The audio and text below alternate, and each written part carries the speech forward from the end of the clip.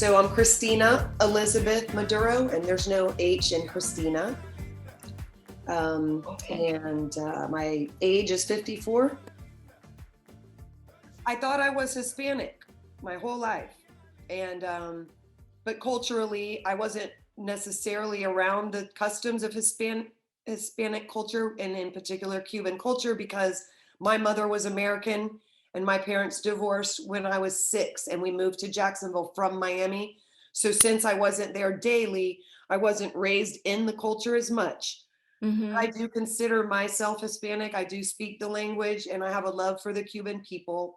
My father was born there. However, my family has migrated from communism for hundreds of years. So apparently they were only in Cuba for business, and then my father and his siblings happened to be born there. But that was the first and only generation born in Cuba. They weren't part of the Pedro Pan, they were actually before that.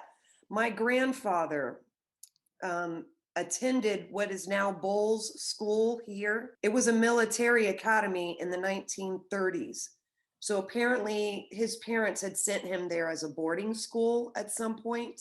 And because of their affluence, I believe they weren't as subjected as most of the people in Cuba. The baseball stadium that Obama spoke in, that was my grandfather's stadium. He paid he paid $1.2 million for that stadium. And of course, left Cuba without it and without ownership of it. And also tons of property. I don't even know how much. They were there for the sugarcane plantation.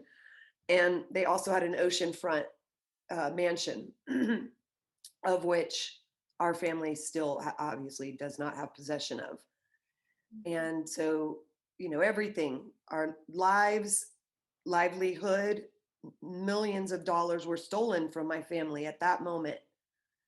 My mom's side of the family grew up in North Carolina. They called Black people the N word, and they considered my father somewhat of that because of his being Cuban. I do know my aunts and uncles that moved to Miami from Cuba. They were all teenagers, like around 18, 17. I Mm-hmm. have photographs and video of them. I do have that, of them being in Miami and dancing around, and they lived in Coral Gables. You could tell by the way they dressed, and I've heard this from other family members, that they were all very aristocratic, like always dressed well no matter where they went.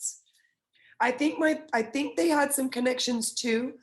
That's how I think they must have got out safely, because it wasn't anything secretive. I think they were like allowed. And but the story was like that my grandfather like barely got out the day before the Bay of Pigs. And I Wow. don't know how he got out. Nobody really can tell me. And he was such a nice man. I never ate real food, honestly. And the only time I did was when I got to travel with my grandfather, who I thought was rich and awesome. And he really wasn't, but he knew how to present himself. But this is what I was telling you. I love that we got to stop at these. They used to have cafeterias at the rest stops, and you would get like a tray and you would go down almost every rest. I just remember they had it. It was fun. You'd go to the rest stop and you'd take your tray and you could pick things. And in the past, we didn't go to restaurants when I was little at all, and only with my grandfather. My grandfather was my thing. He was my everything.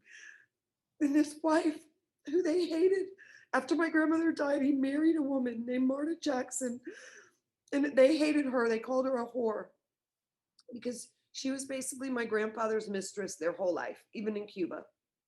And my cousins said that they were investigating Cuba, that it had opened up, that if they hired a lawyer, they could get our property back and they could get the stadium back.